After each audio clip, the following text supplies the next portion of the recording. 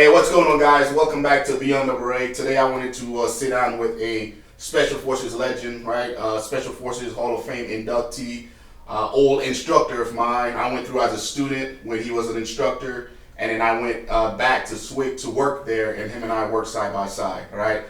This is CSM retired Henry Ramirez. I just wanted to bring him on so he can tell you his story, and then hopefully it'll motivate one of you guys out there to go forward and do great things. So with all that said, Henry, welcome, man. Thank you, appreciate it. Yeah, I was really surprised when I saw your name on my phone. Yeah, I didn't know what it was about. Well, it was for me to invite you to come sit down with me and tell your story. It's a pleasure. So before I wanted to set this up, I went back to Fort Bragg to Bank Hall, and I went to the Hall of Fame hallway, and I took some pictures of your plaque, and I read through it again just to make sure, because there's a lot of things I don't know. Yeah. And I served with you for the last 3 years before you retired from the 18th Charlie Committee. Yeah. And I was just reading, and I was like, holy crap, 29 years in the Army. Yeah. And then you got out, and then you spent an additional, was it 20? 15. Yeah, in the 18th Charlie Committee. So that's 45 years, 45 years of service to government, right? So that's amazing. But yeah, we'll take it all the way back and just talk about where you grew up, how was upbringing, and what made you want to join the military. Okay. Well, I I was born in Salinas, California. Mm-hmm. When I was born, of course, my dad was illegal in the United States. Yeah. So at a young age, my brother and an older sister, and my mom was born and raised in Sacramento. My dad was illegal in the United States and got picked up by immigration, sent to Mexicali, Mexico. Yeah. My mom, with all three of us, followed my dad into Mexicali, Mexico. We lived in Mexico for about six years. So I tell a lot of people that I was given nothing in Mexico. I was treated horribly because I was an American citizen. Yeah. And they would call us gringos with black asses because we were American citizens living in Mexico. Mm-hmm. So my dad immigrated to the United States, and then we came to live in Calexico, California, where I went to high school, junior high school, and then graduated early in 1972 because I wanted to go to the local community college. Yeah. But when I went to sign up at the community college, I realized that it was not going to be for me. Yeah. So at that time, 22nd of January, I joined the military. Okay, because around that era, Vietnam was winding down. Was winding down. Yeah. Okay. Yeah. So I joined the military. Went through basic training in Fort Lauderdale, California. Mm-hmm. Went to Fort Lauderdale for my AIT as an engineer. Yeah. From there, I went straight to Germany. Okay. So that's where I met my wife. Came back from Germany. Went to 14th Engineers in Fort Lauderdale, California. Mm-hmm. And about 8 months later, I got drafted to go on drill sergeant duty. Yeah. Went on drill sergeant duty at Fort Lauderdale, did 2 years there. While I was in drill sergeant duty, there was two drill sergeants that served with me there that were SF. One was a 10th grouper, and the other one was a 5th group. Yeah. And both of them talked to me and said, hey, you got a lot of skills that you can give to SF, and one of the skills is your language. Yes. And at that time, I already thought about joining SF. So when they talked to me about it, I decided at the time, maybe this is the time to go. Yeah. So I did my 2 years as drill sergeant. They moved me over to 5th Engineers, waiting for orders to come to Fort Bragg to start the training in June, July of 78. Went to the Q course, graduated, and then went to 5th group on my first assignment. Now, we'll back it up a little bit. What made you want to join the military? My uncles, all my uncles always talked to me about the time that they served in the military. I had 7 uncles, every one of them served. My dad did not. That's amazing. But all of them in World War II. Mm-hmm. So they all talked to me about the military, the great careers that they had, and the opportunities they had after they left the military. Mm-hmm. So in my mind, I always had the military in mind when I was very young. Yeah. I always had the military in mind because of the things that I heard my uncles talk about. Yeah. And then, so when I graduated from high school, wanted to go to community college, but at that time I said, nah, absolutely not. This is my opportunity to go to the military. Yeah. Join the military, never regret it. Yeah. Now, so you went to basic training in 72. 72. How was basic training in 72? Well, I started basic training in January, and we were getting paid as a draftee at the time. Yeah. Then the new pay as the all-volunteer Army came in, which I believe is in the end of February, Yeah. we got our first all-volunteer Army pay, which doubled Okay. the pay that we were getting at the time. Yeah. So they were getting less if they were drafted They were draftees, yes. as opposed to volunteer. Right. got a We little were, more. and I got like 1 or 2 months of draftee pay, which was about $80-some, and then when the all volunteer pay came in, it was 2 or 3 times the amount. Okay. So I was happy to see that kind of money. Yeah, and you said basic training was in California, Fort Ord, California. Fort Irwin, where NTC Oh is no, now. Fort Ord. Fort Ord. Okay. Fort Ord, California, right Okay. outside of Salinas, California, where Okay. I was actually born. Is that still around? No, they shut it down. Okay.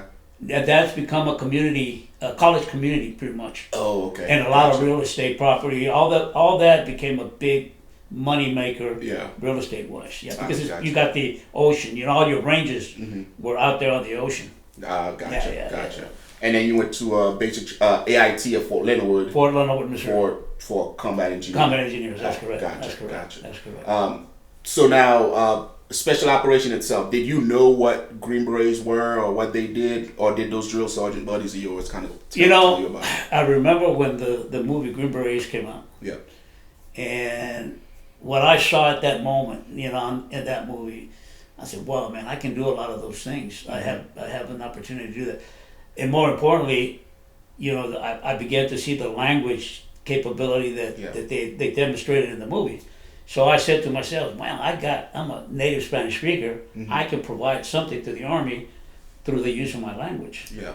I didn't know how important it was going to be later on in my career, but that was, and I always had a need for helping people. Yeah. I always felt that SF, gives you an opportunity to be a leader, because that's what an SF soldier is. He's an absolute leader. No matter where he goes, what country he's in, he is a leader, and people expect him to be a leader. So with drill sergeant duty, which I tell people today that was the beginning of learning all my leadership skills. Yeah. And I carried those leadership skills through the entire time in the Army, because it was really the true beginning of a leader. Yeah.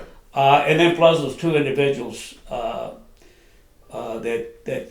saw something in me while we were in drill sergeant. Said, "Hey, Henry, you need to go Yeah. SF." Yeah. And I always tell these, even when I was a team sergeant, even in the 18 Charlie Committee, I would always tell the guys, hey, make sure you carry yourself as a true professional. That's correct. Because when you go outside of the committee, outside of the team room, outside of your group, there's going to be a young kid that's going to see you, and they're going to be like, I want to go do what that guy's doing. And that seems to be the story with everyone that I've spoken to. They saw somebody else that was a Green Beret, and they were like, I want to go do what that guy's doing. And that guy then came and spoke to him and encouraged them to actually go that route. As a matter of fact, when I was in 10th group, when I was in 110, I always found time to talk to soldiers about SF, because a lot of people would ask me those questions, and I always found that time. Yeah. And by doing that, there was a lot of guys or a lot of soldiers that I met as in 10th groups. I was 10th group sergeant major. I met when I was in 110. I would go out to Bosnia or to wherever where I went, Italy, it didn't matter. I talked to soldiers about SF. And then when I was in 10th group, a lot of those individuals would come up to me and say, "Hey, you talked to me about SF. By the way, I got my date to go to Fort Bragg for training on this date. Now I just passed my assessment portion. I'm waiting to be, for my order." So I would try to bring him into into 10th group and assign them to SF team, Yeah. so they could actually Do like start OJT. start doing some of the things. Yeah. And that's the agreement I had with a sergeant major in Fort Carson. Mm-hmm. He was a ranger ranger, and he allowed those guys to come over. Which it blows my mind that we don't do that anymore. Yeah. Because right now, I don't know if you're following everything, but the military as a whole, we're sucking on the recruiting front. Mm-hmm. And of course, if Yep. Big Army is suffering on recruiting, SF is going to be sucking as far as recruiting goes. Yep. And I think that's a brilliant concept for the leaders to talk and say, hey, like, can I bring some of your guys over to group to show them what we do? But I feel like now it's like the selfish nature of, I don't want to lose my guys to group, or I don't want to lose my guy to these other organizations. But like I told Sergeant Major Ponders in Carson, I said, that individual is going to get a chance to come over. Yeah. He's going to learn some things that he probably will never learn by staying in the unit in Fort Carson. Even if he doesn't make SF, he's going to see some new techniques and tactics that he can take back to his unit. So they benefit, they benefit. Yeah. So we worked, it was a good relationship. The only thing he asked me, don't get him hurt. Yeah. Don't get him hurt. And that was the only thing I told the SF teams. Yeah. Let's not get him hurt. Yeah. So now you spoke to those drill sergeant buddies of yours, and you decided to go special operations. Mm-hmm. What was that process like back then? Did you have to put a packet together and go to select, kind of like we do now? We didn't have a selection. Or was it different? Yeah, we had no selection at the time. Mm-hmm. You put your packet in, and then you got notified that, hey, this is your time. If you're not airborne, you have to go to airborne school prior to going to Fort Bragg. I was not airborne, so I had to go to Fort Benning, go through airborne school, and then come to Bragg. Once you got assigned here, there was a company, student company, more than anything else. Yeah. And they just gave you the typical harassment in the mornings, PT, rucking, but there was no selection like there is today. So, once that, usually it was about 30 days, once that finished, then you proceeded to begin the Q course. Yeah. So those 30 days, what exactly did you guys do? PT? And rucking, swimming, just things to get you ready for the Q course. Okay, I got you. The individuals would try to teach you things, but they would get frustrated. They really, it was an SF team that would get assigned to do that, and a lot of guys, they would just treat you like dirt because they were pissed because they were doing that extra. I understand that. So you got done with that. Did you ever second guess? Did you ever second guess yourself while you were going through that 30-day? Did you was like, man, this isn't for me? I never second guessed any part of the training. Yeah. It was afterwards when I went to my first SF team. In 5th group. Yeah. Remember back then, and that was back in October of '78 when I got into my first team. Back then there was no missions for SF. Yeah.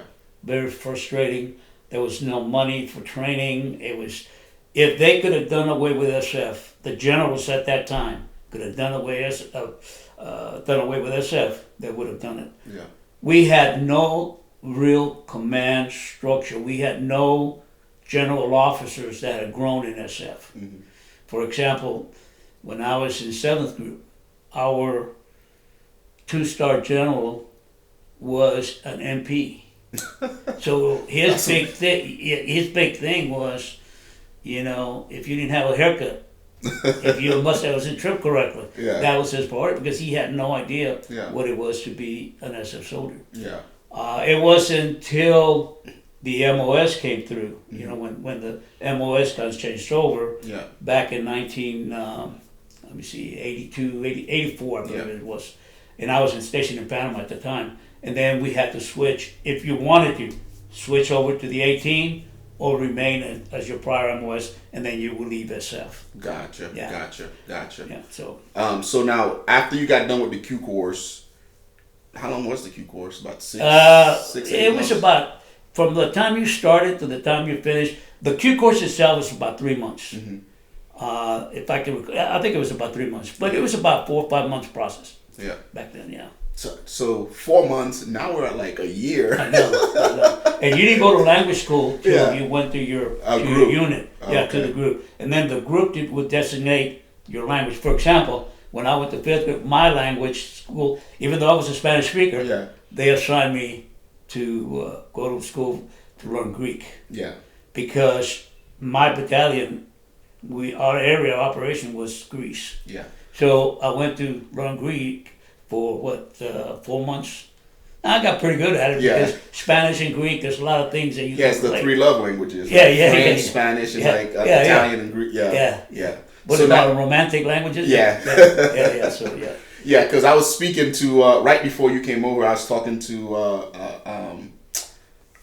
another SF guy, 18 Charlie, that was serving in Alpha Company whenever the Night Letter came out, right? Remember that craziness we had to go through? And I remember when General Suntide was speaking about how the SF pipeline has morphed into what it is today.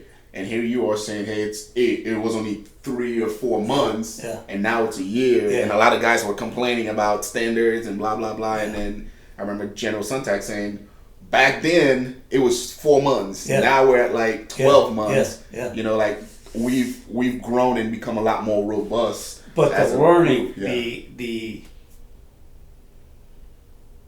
you hear students when they graduate, the Q course didn't prepare me to be an SF soldier. Yeah. Well, just imagine 3 months.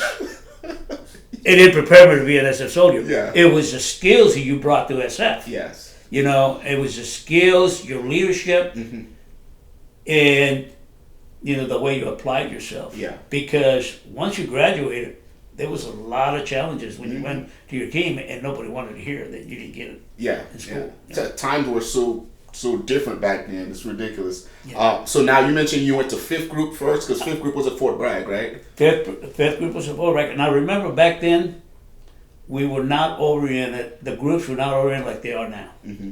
So I ended up in, my first assignment was in 5th group. 5th group? Yeah. Okay. How was that for you?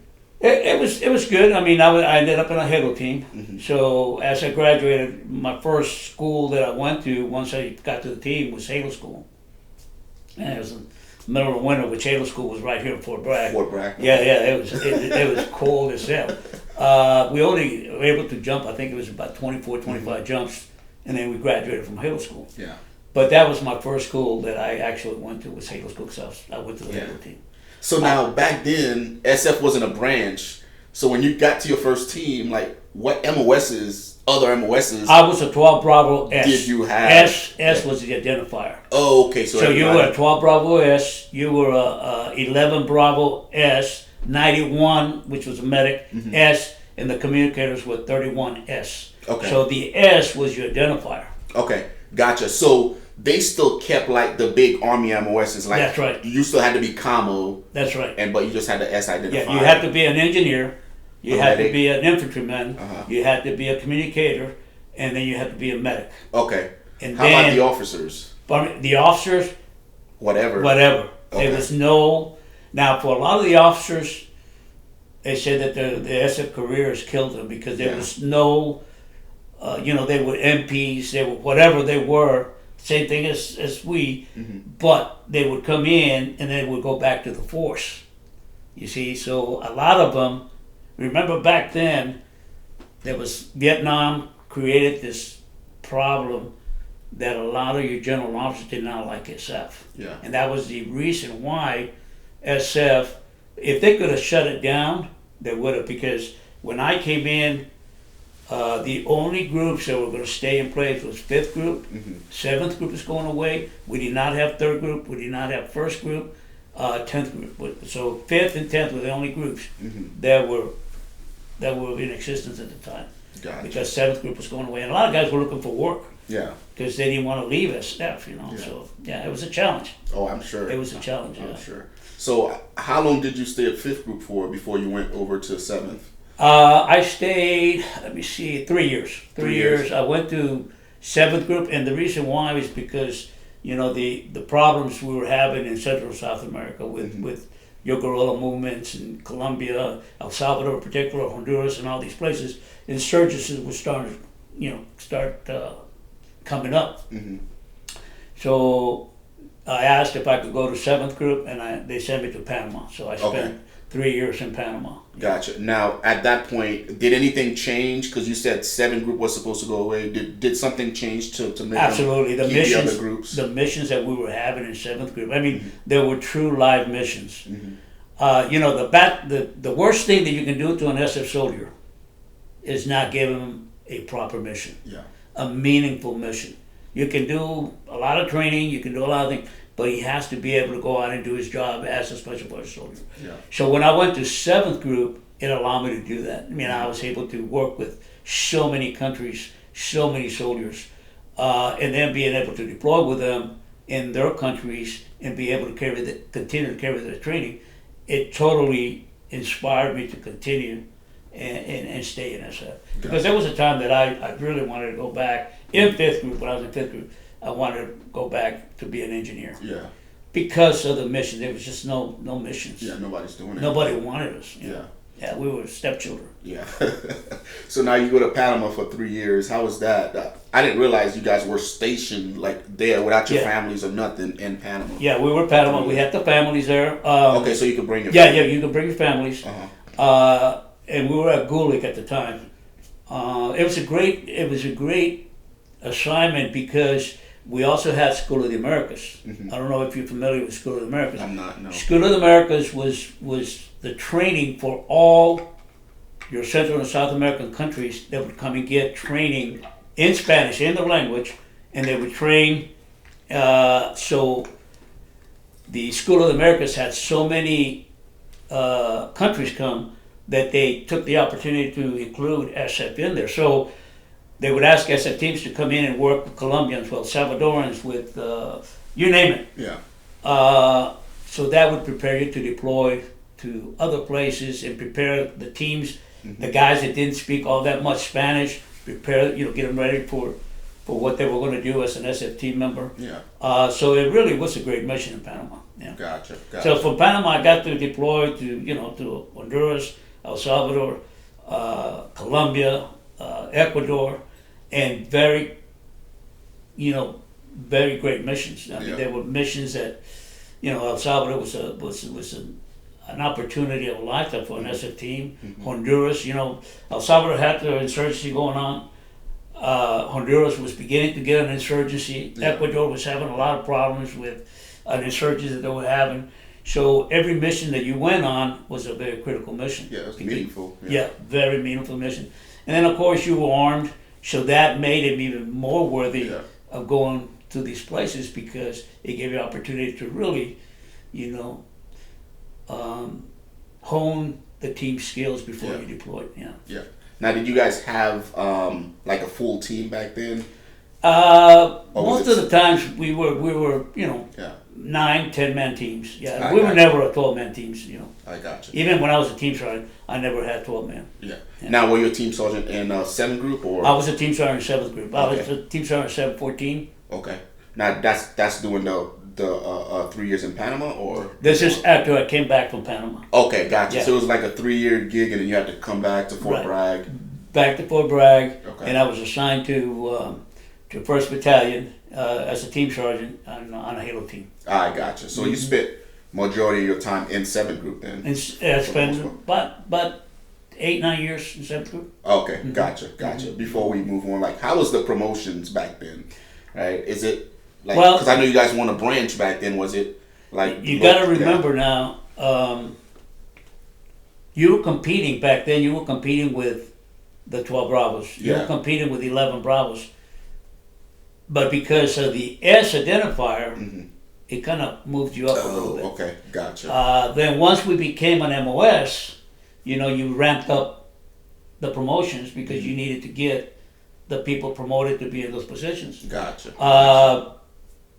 But I didn't understand really the promotion until I got to sit on my first promotion board. Mm-hmm. And even then, as an 18, you can see the difference of the various MOSs, because when you sit on a promotion board, you sit on a board for the SF, infantry. This is for 18. Yeah. SF, infantry, CA, and I believe the PSYOPs. PSYOP, yeah. So Right, you are dealing with those 4 MOSs. So a lot of times you're looking at people that, when you compare to an SF soldier, have done very little. Yeah. I don't know what it is today. I think it's the same. Is it still the same? Yeah. So it was the same back then. Gotcha. So the SF soldiers have always kind of gotten promoted a little bit faster than everybody else. I don't know if it's still that way today. Yeah, it is. It is, because guys still make E7 in 7 years. Yeah. 18X will make E6 within 4 years. Yeah. The E8 is still the hard one to make, hard one to make. because you have so much responsibilities. Yeah. So now, did you see any big changes whenever SF became like a branch as opposed to just regular MOSs? Did you see any big changes within, like, okay, they actually respect us now? The generals aren't going to try to get rid of us anymore. Money's starting to come. Was there any big changes there once we become like a branch? You know, I'll give you an example. When I was a master sergeant, I spent a year in El Salvador. Mm-hmm. And this is during the period I was a commandant of the NCO Academy, but there was a general officer that wanted to know about SF. Mm-hmm. So General Tagny at the time brought me in to speak about my responsibility as a master sergeant in El Salvador, working by myself in an area, a conflicted area in DM1, which is Chalatenango. And, you know, I just mentioned I was just saying things, my responsibilities at the time. You know, I did this, I did security surveys for the number 1 hydroelectric dam.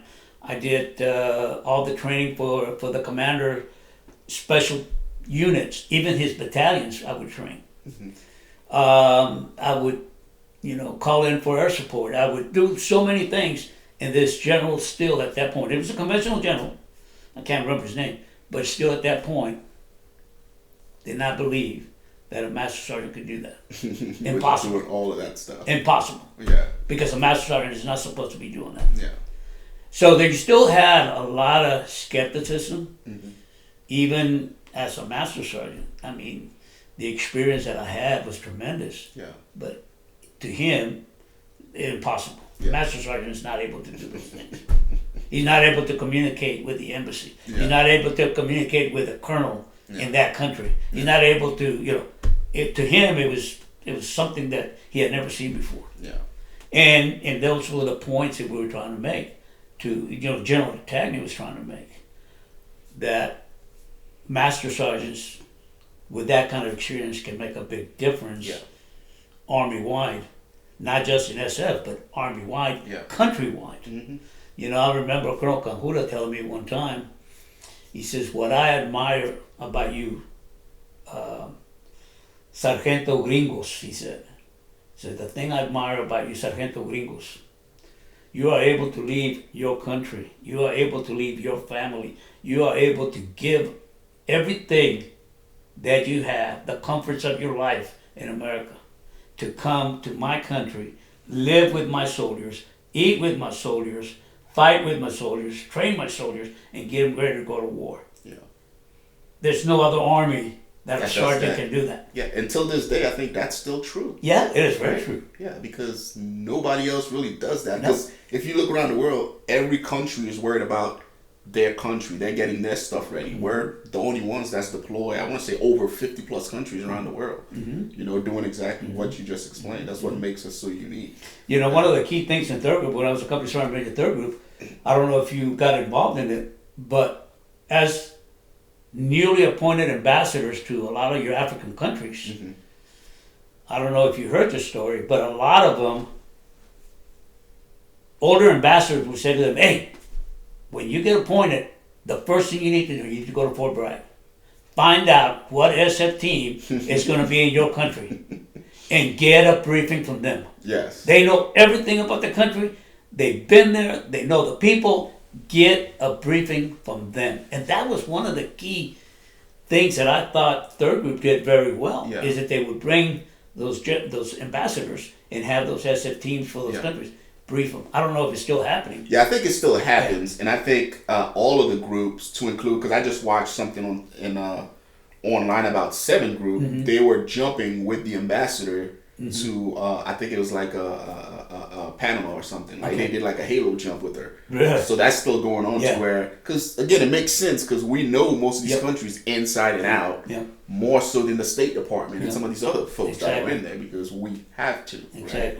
Exactly. So it's still going on. Yeah. And hopefully it continues to keep happening. Yeah. Because it just makes sense. Yeah. So now you got promoted to E8. You did your team so on time at 7 Group. I did it. Yeah. Yeah. What's next for you? Because again, you made it all the way up to Group CSM. So I how did your left.